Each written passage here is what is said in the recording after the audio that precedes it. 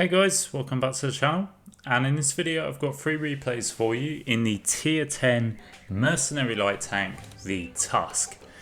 So the Tusk comprises of a AMX 13105 chassis with a Sheridan gun and a T49 turret.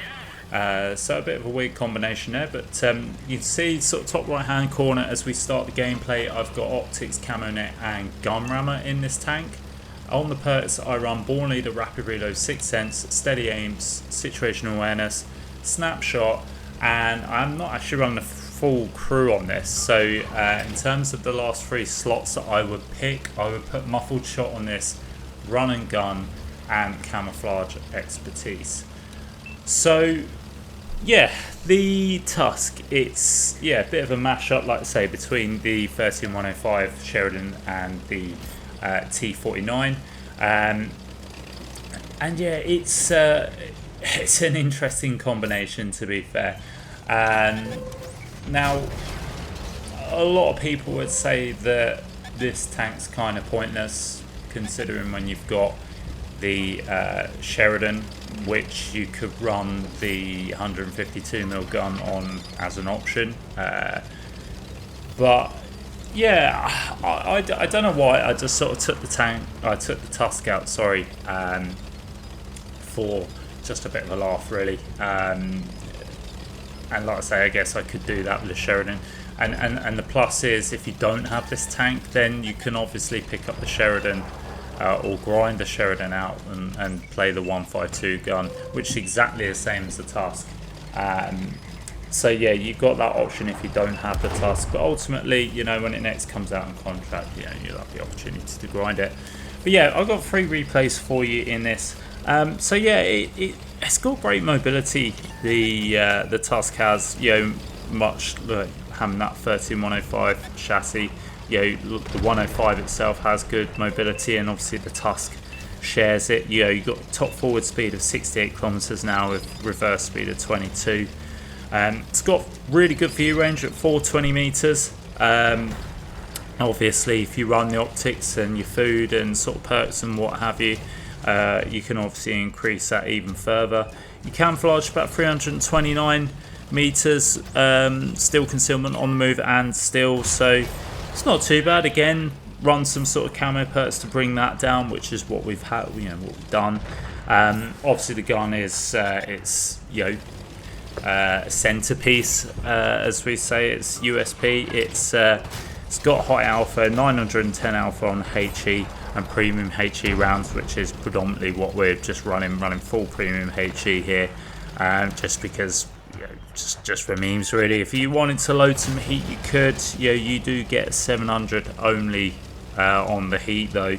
But obviously, you do get the increased penetration, but it's not by much, though.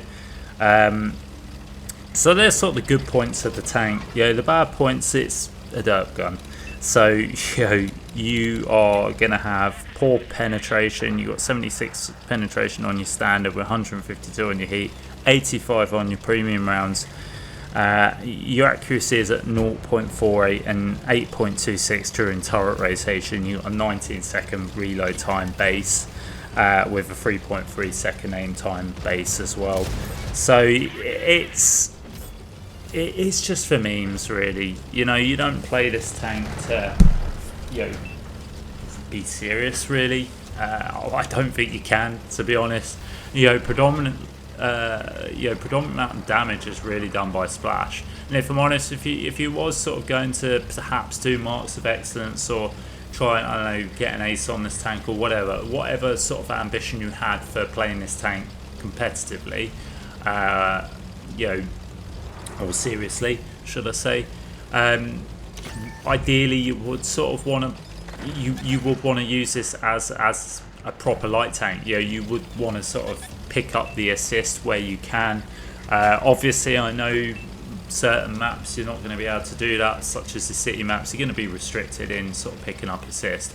But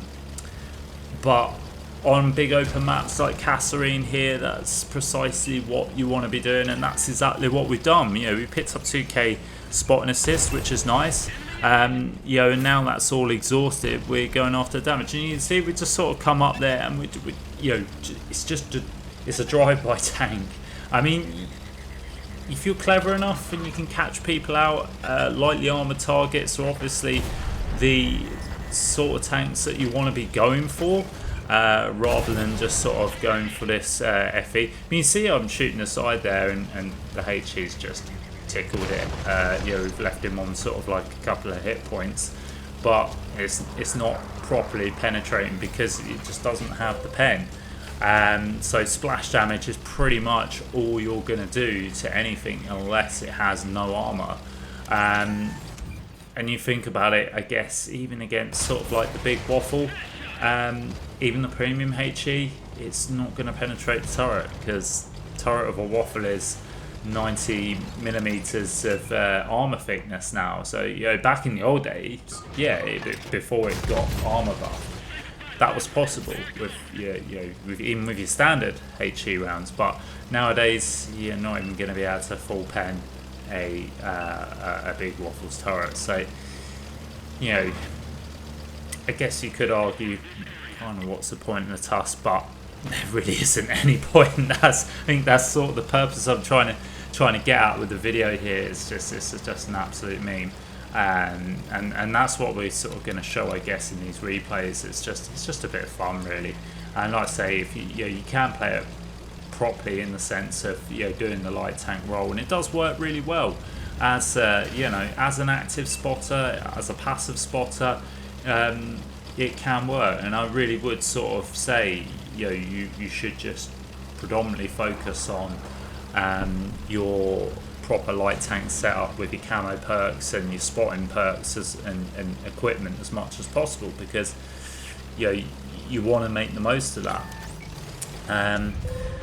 So there we go, you can see sort of lightly armoured, that's where you get your full pens. 900 roll on the artillery, that's nice there, and it's always fun. It's so much fun. Yeah, it's so much fun just going and absolutely obliterating artillery. It's probably a nice tank to play if you've had sort of so much grief from artillery. If you're playing heavy tanks sort of all day long and you're just getting absolutely slapped. This is the sort of tank that can sort of make up for all that hard time that you've been facing throughout your session. Just getting the Tusk and just slap a few artillery pieces for 900 damage is always satisfying.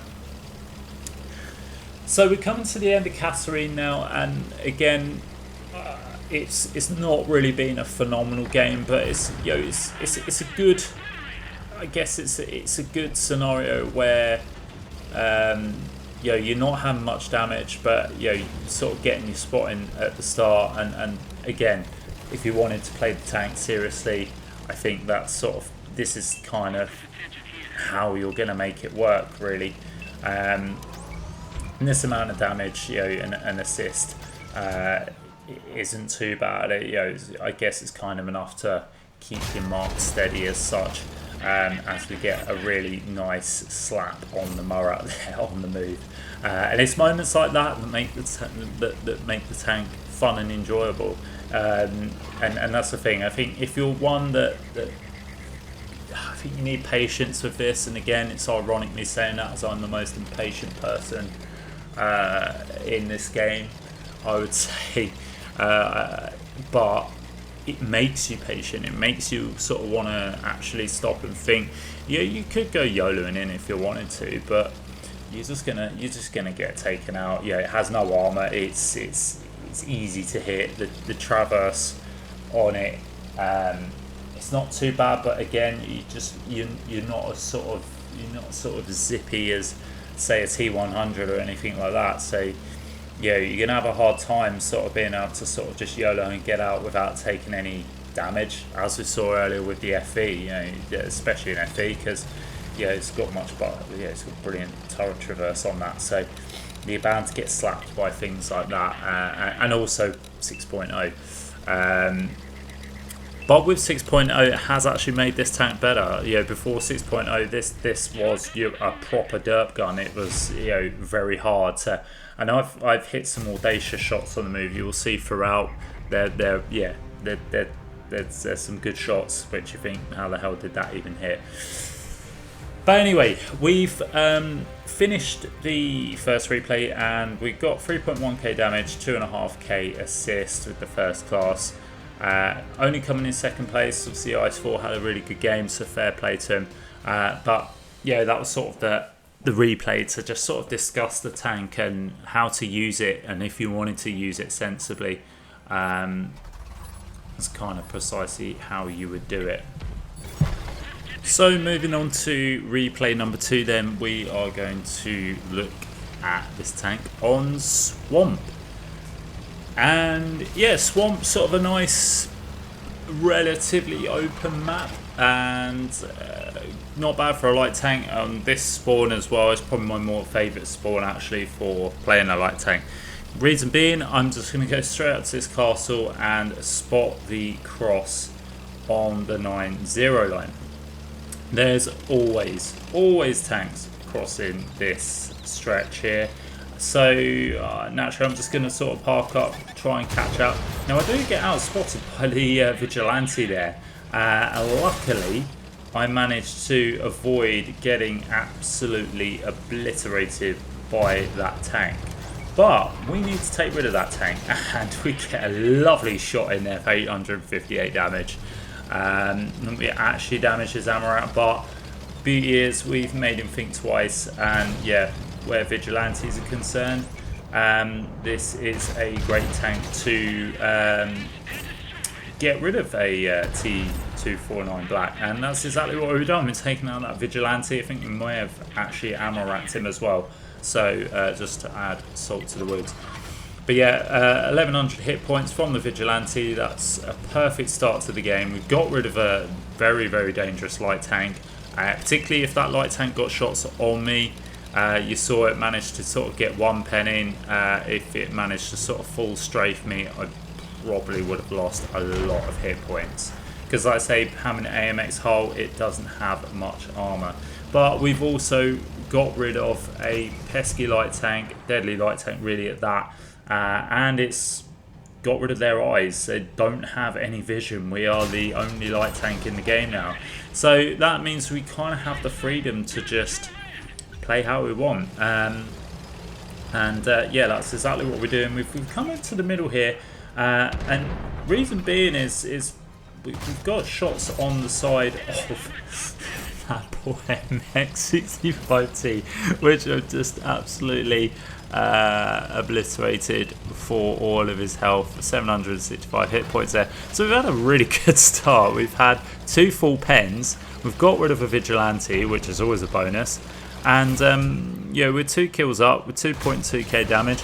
Then we see a grill. Now, unfortunately, we just hit the tracks there, and the tracks just absorb that shell, but we do set them on fire. So unfortunately we didn't get a full pen, and there's something to talk about. You really have to aim your shots if you want to do a full pen, which we get there because we've aimed right in the turret, and we're up to just under 3.5k damage.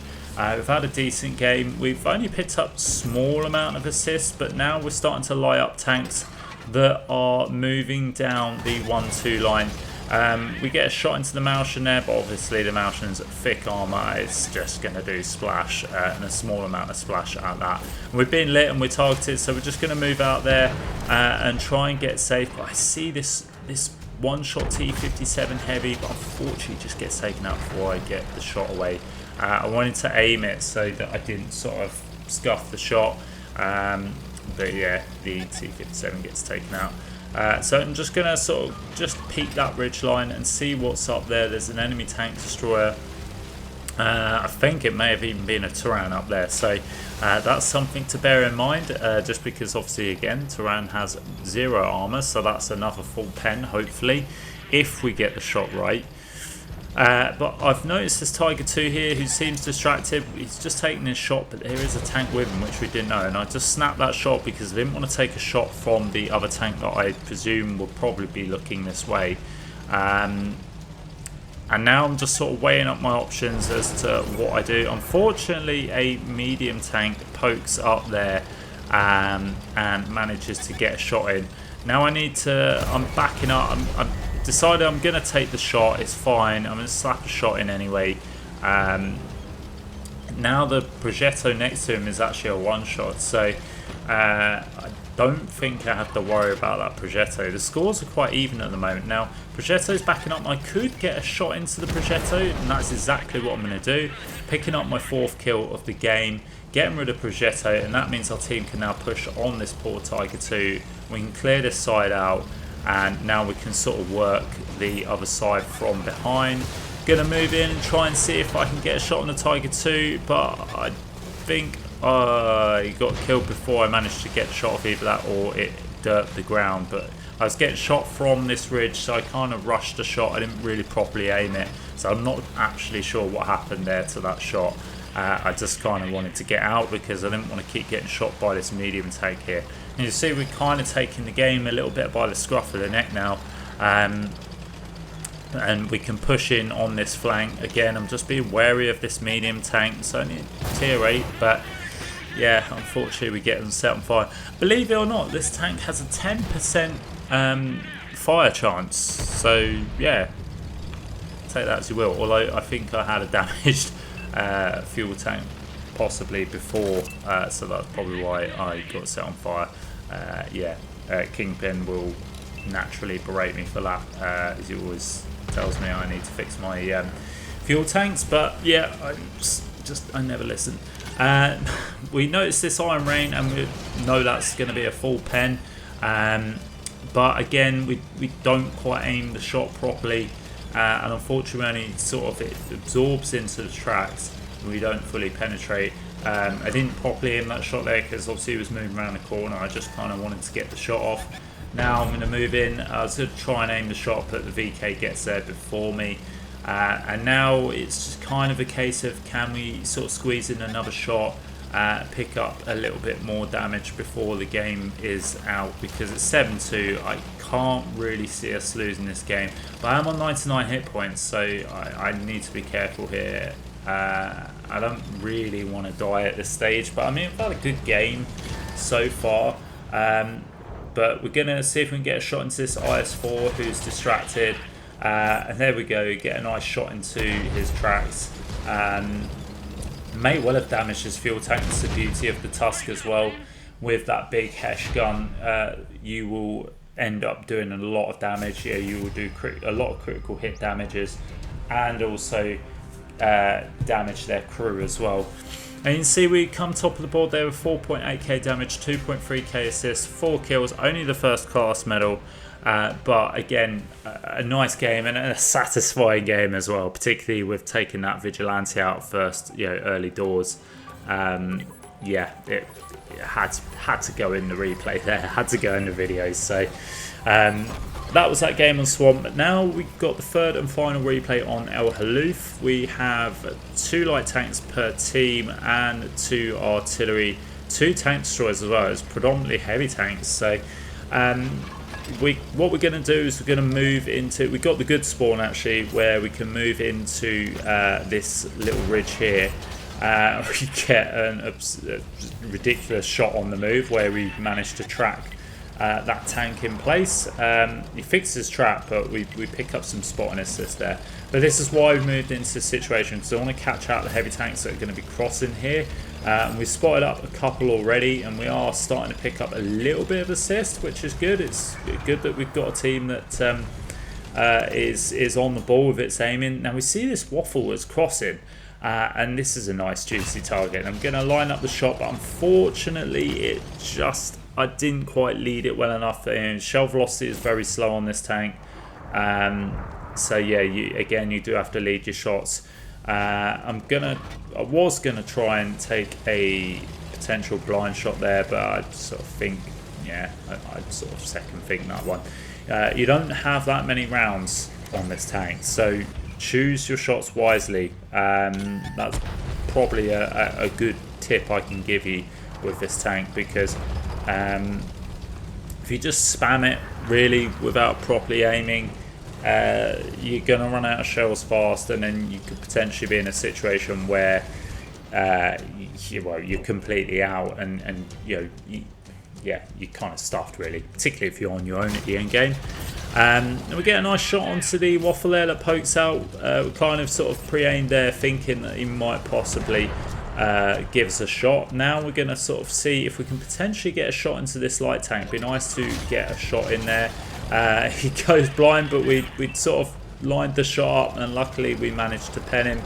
I don't think we actually penned him for that much, to be fair. We've only done 319 damage so far. Majority of that was on the waffle, so again, it may have just been a bit of splash damage on that AMX. See this Vanguard, unfortunately we snapped the shot and we don't quite hit. I wanted to take the Vanguard out because he's just doing Vanguard things and being a complete pest, and now I'm being cautious here because obviously there's heavy tanks there. Could start getting some shots in behind. That platoon of heavies, obviously I want to try and avoid as well, because I know they're going to be working together, so they're probably going to be trying to look to get me out. Get a nice shot into the T28, but again it's heavily armoured, so it's just going to be splash. And this is what you'll see, in sort of a heavy, in sort of a majority of a heavy tank lineup. You're just going to end up splashing, really, to be fair. We see this Felice here, and this is one of the platoon here, and we get a nice shot into the side of him. We don't track him in place, but we are picking up some assists there, so team's doing a good job of shooting what we spot, and that's what we like to see. We see this heavy tank's in a little bit of trouble here. He's getting rushed by this Object 705 and this other heavy tank. We opt to try and see if we can get a shot into Object 705A. Beauty as well, I'm sort of thinking if a shot sort of is lower plate, could potentially set him on fire. Unfortunately it didn't happen, but you see the IS-3 is now rushing in. He gets tracked by our friendly M103. I was just trying to see if I could potentially pen the engine deck there. I think he just moved and it just caught the back end at an angle, but we damaged his Armour, trapped him in place, and luckily gives the E5 the opportunity to take him out, and we pick up a bit of track damage. See one of the two platoon cross in there. I would have liked to have got a shot in, but unfortunately he was just moving too quickly for me to be able to line up the shot properly. And like I say, I didn't want to waste the shell when I knew it was just going to miss. Again, sort of being patient with this tank is it's a must, really, if you want to win the game, do well. See the Fleece in the middle there, he's definitely a target, just because, again, they're working in a platoon. I know how good that player is as well. He's one of sort of a very well-known comp team, so I know they're going to be good. So again, want to sort of try and potentially get rid of them as quickly as possible so that they don't swing the battle into their favour. We notice this TVP is on his own, along with this medium tank, and I'm trying to line up the shot, but tanks were in the way. Managed to get the kill shot in, but we do take, unfortunately, I think we take a double shot there from that IS-3-2, which, yeah, not great if I'm honest, but we've got half health, so it's 5-all, and it's even Stevens at the moment, and now I'm just looking at sort of the split, and our poor medium tank's on his own, and I'd love to.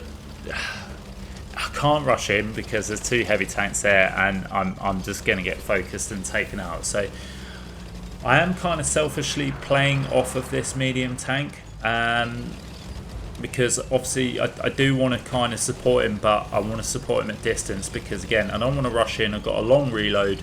I haven't got the best of accuracy on this tank, so I kind of want to stay at distance. So I've got an exit plan, and I want to kind of make this, make these shots count. Now, unfortunately, the Centurion gets taken out, but I'm seeing if I can get a shot into that T-77, which I do. I'm now going to move out because, again, I want to sort of get to a position where I've got an exit plan, which I have now. I see the T-77 crossing, and I chance this shot, and that is one of the luckiest shots I will get this year. Not fully aimed in, chancing the shot, and luckily it manages to pen the back of the T-77, taking him out. So we've leveled the scores up to 4-all. We've taken out an auto-loader tank, albeit, okay, it was a tier 8, but still, it was good to get that tank out of the game. Now this has been close all the way through, if I'm honest, and it's going to stay close. And Now I've come over to the other side. I want to try and help out my team that are sort of defending the base here.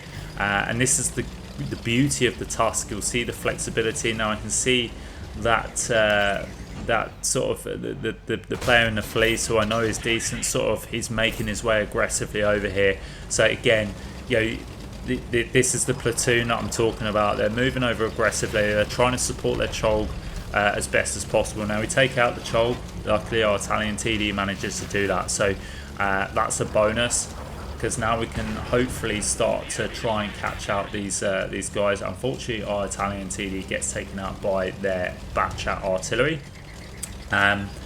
I'm just seeing if I can possibly get a shot into the Felice here. He's just made it into cover. Again, I didn't want to risk taking the shot and screwing it up. However, his friend is well and truly screwed here. He's right out in the open. We get a nice shot into his engine there. Again, it's just splash damage.